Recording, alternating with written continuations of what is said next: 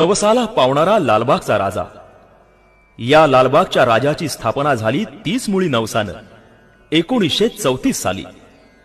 आज आपण जे मार्केट पाहतो ते निर्माण होण्यासाठी कोळी आणि इतर व्यापारी बंधूंनी गणरायास नवस केला होता की आम्ही जर या जागी मार्केटची वास्तू बांधण्यात यशस्वी झालो तर तिथेच गणेशोत्सवात तुझी स्थापना करू। गणरायाच्या आशीर्वादानं त्यांची इच्छापूर्ती होऊन पेरुचाळ येथे मोकळ्या जागेत भरणारा बाजार 1932 साली बंद होऊन सध्याच्या जागी कायमस्वरूपी बांधण्यात आला। त्यावेळच्या जागा मालकांनी बाजार बांधण्यास आपली जागा दिली आणि मग 2च वर्षांनी बाजाराची वास्तू तयार झाली।